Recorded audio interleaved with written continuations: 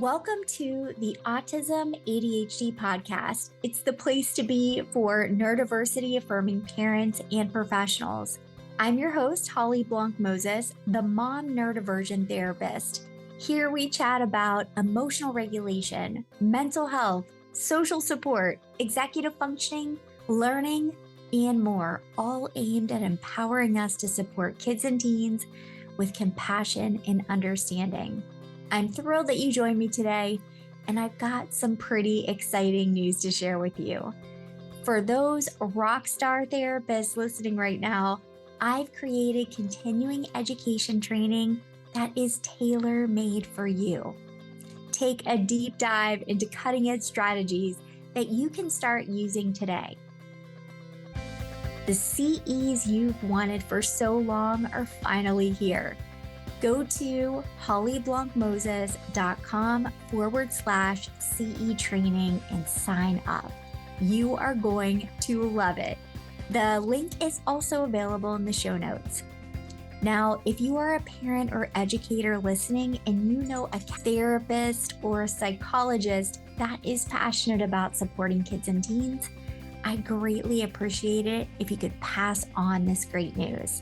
Thanks so much again for your support, and let's get started.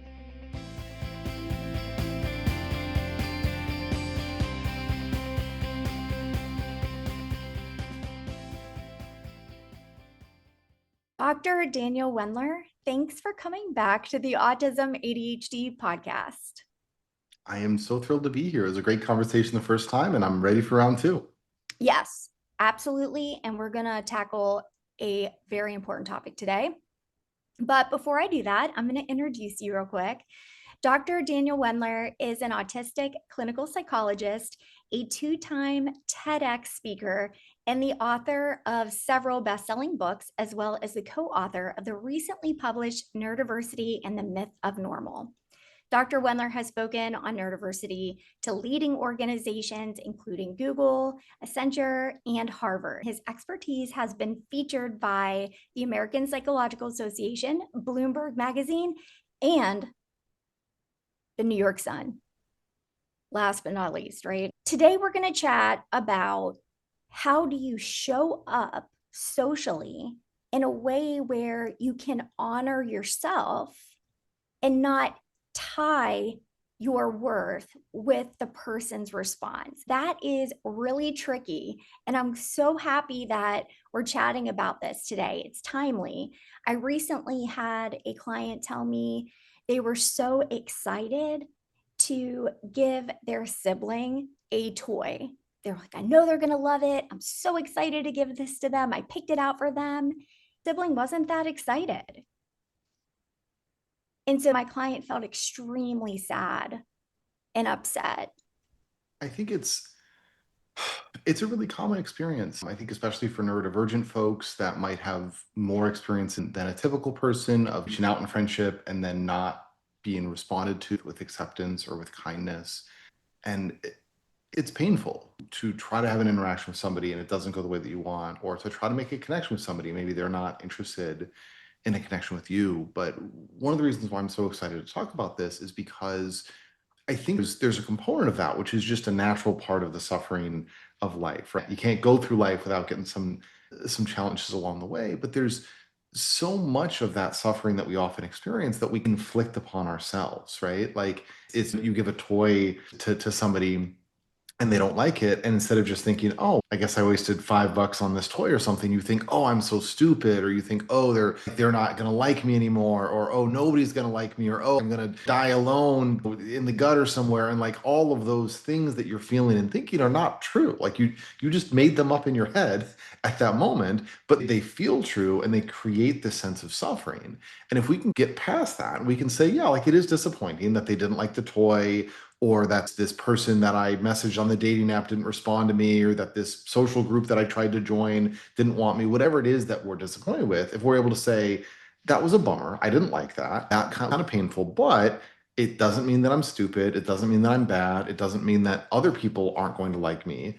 Then that, I think, frees up a lot of ability to shrug it off and to try again the next time. And I think even more importantly, if we can identify what our own values are for this, and then you are able to be proud of yourself and confident in yourself, even if the outcome doesn't go the way that you want, right? If I reach out to somebody and they say no, but I'm like, you know what? I am proud of myself for reaching out. That took courage. I was kind in how I reached out. That's the way that I wanted to show up. And okay, they didn't like that.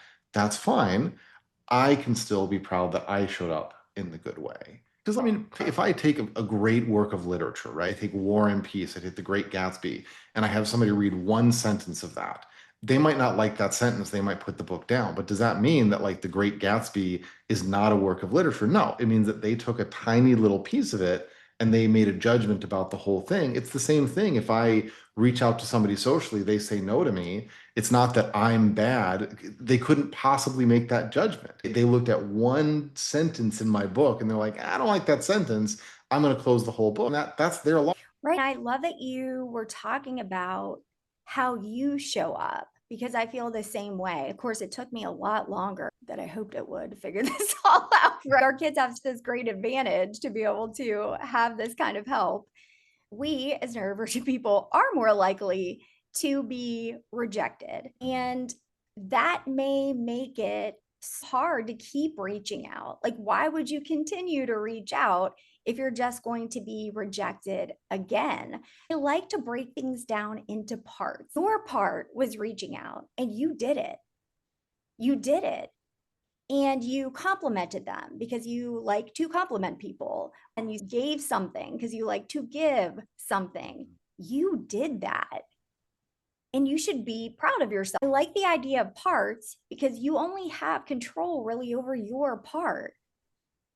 And if you attach your worth to the other person's response, something you have zero control over, you're giving over your worth as a human to this other person in this situation. Yeah. We all, especially neurodivergent people, have done that, and it feels so big and scary. There are lots of situations that didn't turn out the way you wanted. But when you think of it in a different way, where I'm not bad, I reached out with kindness, and I guess we weren't a match this time. It's a completely different experience. I think it's important to ask the question, like, did that person like me? But would I have liked myself if a clone of me had done this to me, right? If somebody had reached out in kindness to me, if somebody had showed curiosity in me, if somebody had been brave to strike up a conversation with me, would I have liked that?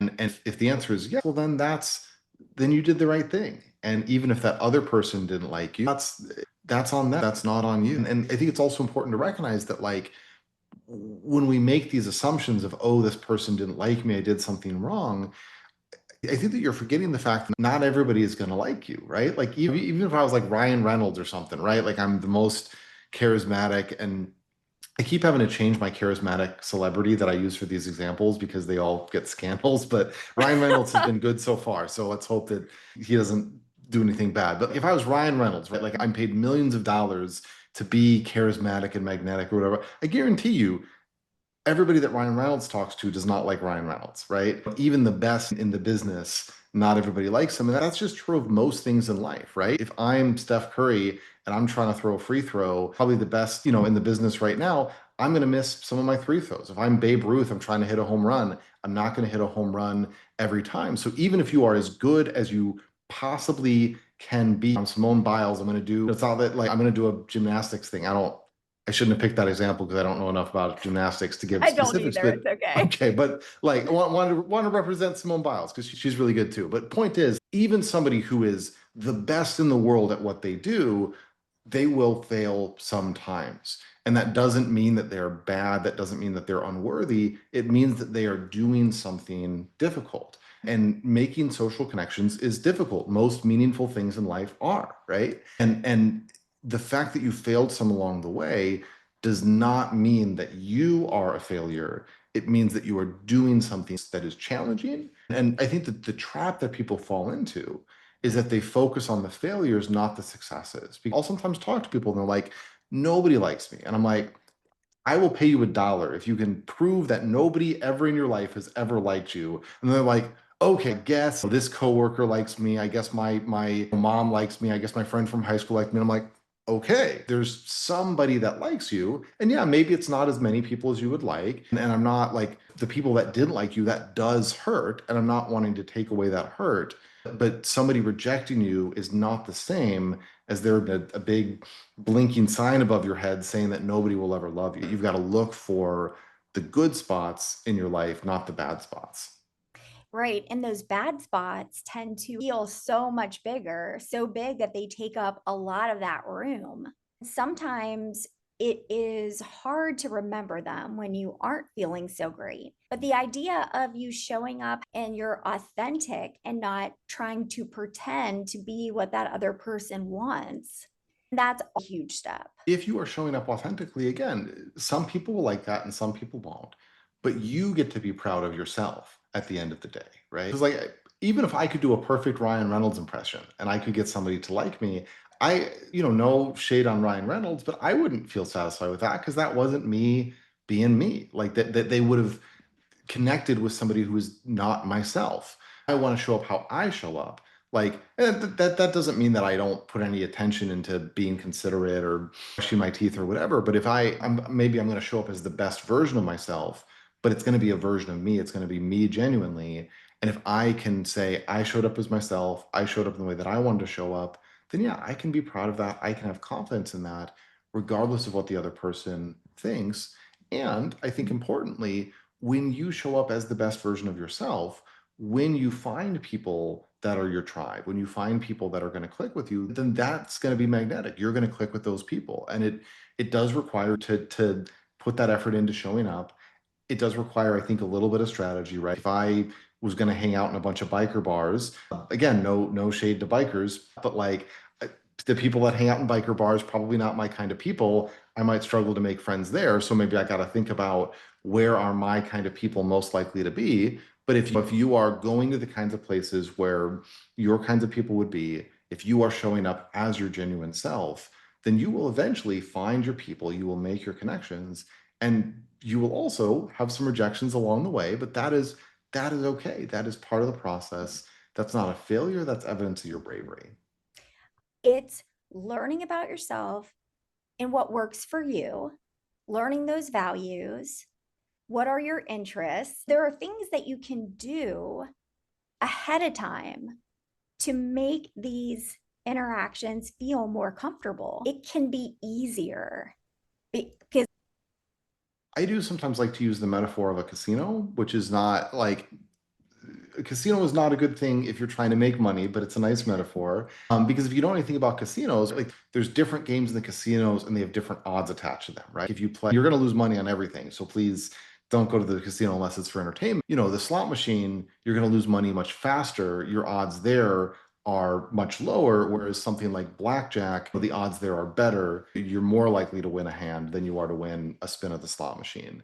It doesn't mean that you can't win the slot machine or that you're going to win on blackjack, but the odds are different. And I think that that's important to keep in mind as a lens to understand our social situations, right? Like I might be able to go to a biker bar and make a friend. It's certainly possible, just like it's possible to make $1 million on a slot machine, but it's not very likely. Whereas if I were to, kind of a nerdy guy, so if I were to go to a board game store or something like that, my chances of making a friend there, again, still not a guarantee, but it's better. And so sometimes people that struggle with making friends, it's because they're playing on the slots and they're like, wait, why isn't this working? It's like, because the odds are bad, right? Like sometimes people are like, oh, like I only try to make friends at work. And it's like, well, sometimes you can make friends at work, but sometimes your coworkers want to focus on their work or they're like, oh, I try to strike up conversations with people walking down the street and I'm like, well, they're probably going somewhere. They probably don't want to talk to you. Like maybe find a different place to go. There is a strategy component to it that can improve your odds. I think it's important to get back to this core idea that like, even if I did go to a biker bar and I tried to make a conversation with somebody and they didn't like me because I wasn't a biker guy, like that doesn't mean that I am a bad person or that like nobody will ever love me. It just means that maybe I need to recalibrate my strategy. it removes you a little bit Mhm. from the response. Sometimes it feels like we're drowning in the person's response. When you separate yourself a little bit and look at it as information, that can change everything. I was talking to someone not long ago, a client, she had gotten a lot of telephone numbers Hmm. for leaving school so she could reach out in the summer. She reached out to someone and they didn't respond. I'm not going to bother. Wait a minute. Let's write this down. How many do you have? Let's see what happened. What are you sending? Do you feel good about that? Okay. What if you reached out to 10 and see what happens? See how many out of 10 respond. When you're looking at that as far as information, that's pretty cool. It doesn't mean you're bad. It means I'm going to throw this out. These people did give me their number, right? And then we'll see what happens. That doesn't mean I'll never be friends with them. It doesn't mean I'm bad or I'm this loser. It just means that out of this many people, these ones responded. Yeah. So I have two thoughts for you. I think the first thought, like, I think is a great example. I think my first thought is like, what this person did, I think, is really typical of what people do, which is that they focus on the negative rather than the positive. Even if they reached out to all 10 numbers and all 10 numbers didn't respond, well, you know what? 10 people gave the number to begin with. And that was a Exactly. That's what I deliberate, said. yeah, exactly. So, but I think a lot of times we miss that, right? We focus on, oh, this, that. And if instead you stop and you take the wins and you're like, wait, hold on, a person made a decision. They wanted to connect with me. They wanted to give me this thing that can bolster our sense of ourself. The other thing is I like to use the saying, there's the common saying, sometimes you win, sometimes you lose. I like to use the saying, sometimes you win, sometimes you learn. Because if you can take this experimental mindset, which I think is exactly what you were recommending to this person, like that is like just a cheat code for being able to experience, because you do learn from things, right? You text somebody and then you're like, they didn't respond. Okay, maybe all I texted them was just hi. So maybe next time I'll text and I'll try to ask a question, or I'll share a meme, or I'll do something different. Let me experiment. Let me see if I can find some things that, again, are still genuine for me. Don't feel like I'm pretending to be somebody else, but that might be more of an opportunity to connect with the other person. And I can gain some data from that. And again, instead, like, one of the things that gets discouraging is like, oh, I failed, I guess I'll just give up. But Right. if you're like, no, I'm solving the puzzle, I'm uncovering the mystery, and each thing that I do, even if it doesn't win, it gets me closer to that winning. If you can reframe it that way, then that unlocks tremendous motivation. And it's not a trick of the mind. It legitimately is how it works, right? Like It every, is. like, again, anybody doing anything, Edison inventing the light bulb, he had to find a lot of ways to not invent the light bulb first. You want to make a friend, you got to find a lot of ways to not make a friend first. I And found a that's lot of just ways what it not takes. to. What about Yeah. you? Yeah. Early on. Oh, goodness. Yeah, I And could tell some yeah, stories. same, same. Thinking through the parts is it is really big to ask someone for their number. That's a big, brave thing to do. That's already a win. We were talking about that. Like, there's already a win there. You can only control what you do and how you Mhm. respond and feel good about how you show up. I love the idea of stepping back and looking at it differently. Their response doesn't equal what I am or my worth. And just getting that space can make all the difference. Yeah. I think that's, if you don't take anything else away from the conversation, I think that's the most critical point, that like somebody else's response is not me. And I think that it's sometimes easier to grasp when we look at it from a different perspective, right? If you imagine somebody else having a 5-minute conversation with the person and the conversation doesn't go well, or the other person doesn't like, is it valid to say that that they're a failure, that they're unlovable because of that 5-minute conversation? No, you would never apply that standard to somebody else. And so don't apply it to yourself. I think recognizing that the other person, all they're reacting to is that little tiniest glimpse. And again, if all I saw was one tiny clip of Steph Curry missing a free throw, and I decided that he was a bad basketball player, I would be dumb. Those tiny glimpses, those over the entire, like, we are vast, right? We contain multitudes as people. And so anybody that's going to make a judgment on you based on a tiny little sliver, that's foolish. And you should not let their judgment of you become your judgment of yourself. That makes so much sense. Thank you for coming on again. And if you can tell my audience about your Substack and YouTube channel. Yeah, so I've been putting out some free writing, some free YouTube videos just to kind of share more ideas with the world. So if you found what I talked about today helpful, then you'll probably like those things too. You can check out my YouTube by going to YouTube. My tag is social skills videos, or you can search for Dr. Daniel Wendler on YouTube. I should come up. My channel is Dr. Dan, neurodivergent psychologist. So that's fancy. And then my Substack is writing.danielwendler.com. Or if you just go to my website, danielwendler.com, there's links to everything. So if you don't want to chase down everything one at a time, just go to danielwendler.com and you can see everything that I'm up to. I will definitely have that information in the show notes so they can come and find you. Awesome. Thanks again. And I hope you come on and visit us soon. It was a pleasure. I'm excited to be back in the future. Take care, Dan. Bye. Bye-bye. If you found this podcast helpful, I greatly appreciate it if you could take a second to give it a 5-star review. With your positive feedback, I can continue bringing you free, valuable information. As an extra thanks to you for sticking around and listening to the end, there are special gifts waiting for you in the show notes. You'll find links to free resources on supporting neurodivergent kids and teens with social interaction, emotional regulation, and more. So come on down to the show notes and get your free resources. Take care, and I look forward to seeing you next time. All content provided is protected under applicable copyright, patent, trademark, and other proprietary rights. All content is provided for informational and educational purposes only. No content is intended to be a substitute for professional medical or psychological diagnosis, advice, or treatment. Information provided does not create an agreement for service between Holly Blanc Moses Crossvine Clinical Group, the interviewee, Holly Blanc Moses LLC, and the recipient. Consult your physician regarding the applicability of any opinions or recommendations with respect to your symptoms or medical condition or the symptoms or medical condition of your family member. Children or adults who show signs of dangerous behavior toward themselves and or others should be placed immediately under the care of a qualified professional.